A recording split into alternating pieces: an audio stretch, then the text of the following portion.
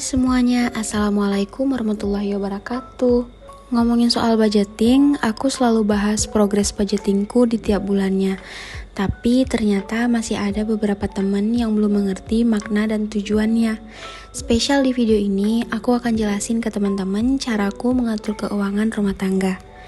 Karena ada temen yang komen di beberapa video aku dan juga DM ke aku minta dibantu untuk atur keuangan rumah tangganya. Tapi aku gak mungkin bisa menjadi tutor teman-teman secara eksklusif karena yang tahu pengeluaran aktual realnya itu teman-teman sendiri.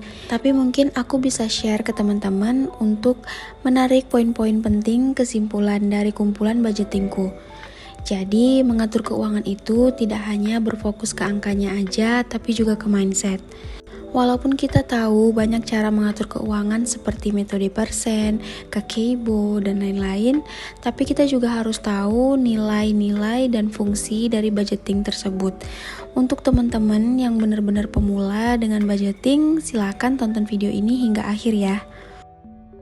Sering aku bilang ke teman-teman, kebutuhan tiap orang itu berbeda, gak ada yang sama.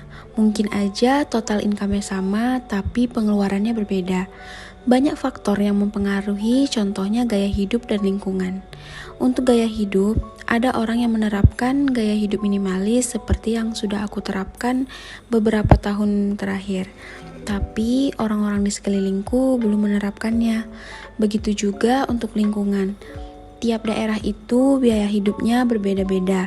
Semakin maju kota atau daerah tersebut biasanya semakin mahal untuk kebutuhan anggaran biaya hidup. Aku contohkan ke diri aku sudah menikah dan memiliki 2 orang anak. Anak pertamaku berumur 3,5 tahun dan yang kedua berusia 2 bulan. Kami tinggal serumah dengan orang tua suami atau di rumah mertua. Suamiku bekerja sebagai seorang ASN dan aku full time ibu rumah tangga. Bukan kami gak bisa atau gak mau mandiri, tapi orang tua suami aku tuh minta kami untuk tetap tinggal bersama mereka di rumah ini. Karena suami aku anak bungsu, semua saudaranya sudah mandiri di rumahnya masing-masing. Kalau kami mandiri juga, maka sama siapa ibu dan ayahnya di rumah. Dan pak suami bilang ke aku kalau dia ingin tetap tinggal di sini berbakti kepada orang tuanya. Dan aku sebagai seorang istri pasti mengikuti kemanapun suami tinggal. Dan alhamdulillahnya mertua aku juga baik, jadi insya Allah semuanya aman dan nyaman. Kebetulan ayah mertuaku juga masih aktif bekerja dan bertani. Jadi untuk keperluan rumah itu, untuk bahan makanan, ayah mertua yang belanja, dan untuk bahan makanan seperti beras dari hasil bertani di sawah. Dan keperluan rumah seperti listrik, air, dan lain-lain itu suami aku yang bayar. Jadi untuk keperluan rumah ini kami saling berbagi antara suami aku dan juga ayah mertua. Oke, cukup perkenalan singkat dari kehidupanku untuk pembagian finansial di rumah. Sekarang kita masuk ke inti videonya. Bagaimana caraku mengelola keuangan rumah tangga? Hal yang paling pokok adalah income-nya atau nominal pendapatan atau gaji. Jadi kita harus tahu berapa total income yang kita dapatkan, baik itu dari active income atau pendapatan yang diperoleh dengan cara aktif melakukan tugas terlebih dahulu sesuai dengan pekerjaan dan karirnya, seperti gaji karyawan. Dan pendapatan passive income seperti menjadi vlogger di YouTube, affiliate, dan lain-lain. Tentu dasar dari pengelolaan yang baik itu dimulai dari sini. Kedua, giving. Insya Allah kita gak akan miskin hanya karena kita bersedekah atau membagi sedikit pendapatan kita ke orang yang membutuhkan atau orang tua. Untuk nominalnya terserah, tidak ada dipatokkan, tergantung kemampuan kita. Yang ketiga, savings atau tabungan. Ada beberapa jenis tabungan. Yang pertama, tabungan terencana atau tabungan tetap. Misalnya teman-teman mau nabung untuk beli rumah, mobil atau kendaraan, modal usaha, dan lain-lain. Selanjutnya, tabungan dana darurat. Dana ini penting sekali untuk pondasi keuangan. Atau kita bisa menyebutnya dana aman. Nah, dana ini dipakai untuk jaga-jaga misalnya terjadi hal-hal yang tidak diinginkan. Misalnya di PHK. Untuk besaran idealnya bagi yang berumah tangga itu 9 kali dari biaya hidup saat ini. Tentu tiap orang bisa berbeda-beda biaya hidupnya tergantung gaya hidup dan juga tingkat biaya hidup tempat daerahnya seperti yang aku bilang di awal video tadi. Teman-teman bisa searching biaya hidup di kota-kota seluruh di Indonesia. Dan menurutku untuk biaya hidup di daerah aku itu di Aceh termasuk murah dan uangnya ini aku simpan di rekening agar lebih mudah mengaksesnya. Lalu dana pendidikan anak. Untuk ini aku belum bisa fokus dengan nominal yang tinggi untuk mengalokasikannya karena aku masih ada pos lain yang masih difokuskan.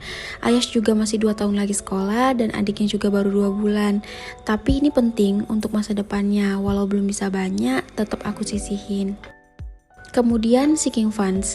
Sinking funds adalah tabungan yang dipersiapkan untuk memenuhi kebutuhan yang muncul pada waktu tertentu, atau singkatnya tabungan dengan target waktu. Seperti contoh, ini aku ada 2 sinking funds. Yang pertama sinking funds pajak mobil dan yang kedua sinking funds kurban yang aku save uangnya selama setahun. Yang keempat, living atau biaya hidup. Seperti untuk membayar listrik, air, belanja bulanan, keperluan anak, dan lain-lain. Nah, biasanya di budgetingku tiap bulan itu pos anggarannya hampir sama seperti bulan-bulan sebelumnya. Teman-teman bisa sesuaikan dengan kebutuhan teman-teman. Dan ketika aku udah terima gaji dari Pak Suami, langsung aku masukin ke dompet pintar ini sesuai kategorinya. Nah, jadi gimana cara membagi pos alokasi living ini sesuai kategori? Aku membuatnya secara manual, yaitu dengan membuat tabel pengeluaranku setiap harinya. Misalnya kita belanja beras dengan harga 150.000 dan aku checklist di need karena ini adalah kebutuhan. Yang kedua, casing HP 85.000.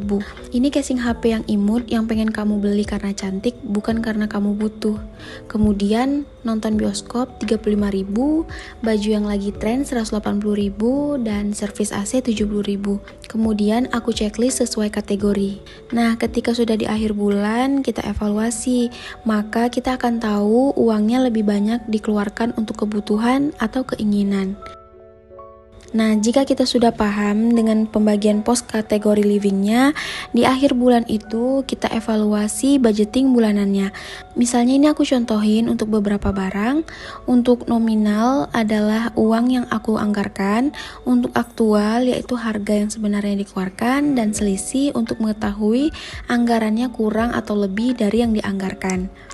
Jika ada sisa, maka uangnya bisa digunakan untuk mengisi saving challenge. Nah, sesuai artinya, saving challenge yaitu tantangan menabung. Sumbernya dari mana? Salah satunya bisa dari uang sisa dari hasil evaluasi di akhir bulan tadi. Misalnya, yang aku buat ini casing HP imut. Nah, kita pengen nih beli casing HP ini, tapi harganya lumayan mahal dan kita nggak mau ganggu anggaran bulanan. Nah, caranya kita buat sinking funds barang keinginan kayak gini, dan kita buat trackernya supaya bisa melacak simpanannya sudah mencapai target atau belum. Cara ini juga bantu kita untuk tidak impulsif buying, jadi kita lebih yakin apa memang perlu barangnya atau hanya sekedar keinginan semata aja.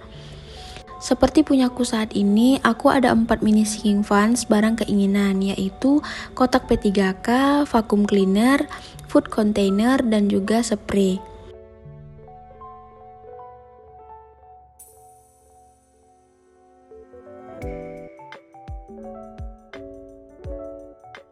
Yang keenam, investasi. Banyak jenis-jenis investasi seperti saham, deposito, reksadana, dan masih banyak lagi.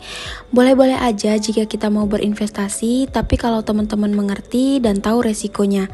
Kalau aku pribadi, aku belum berani investasi seperti itu, jadi aku berinvestasi di emas aja. Aku save 3 juta rupiah selama 6 bulan untuk membeli 1 mayem emas. Walau terkesan lambat, insya Allah aman dan nyaman. Dan alhamdulillah selesai untuk pembahasannya. Aku berharap teman-teman mengerti apa yang aku sampaikan. Berapapun income kita, insya Allah cukup untuk biaya hidup. Dan bagaimana kita bisa tahu cara mengelola keuangan dengan baik, mengedepankan kebutuhan daripada keinginan, sehingga mindset kita akan terbentuk untuk mengelola finansial kita lebih baik lagi ke depannya. Terima kasih sudah menonton. Semoga apa yang aku share ini bisa bermanfaat untuk teman-teman walau hanya sedikit. See you on my next video. Wassalamualaikum warahmatullahi wabarakatuh. Bye.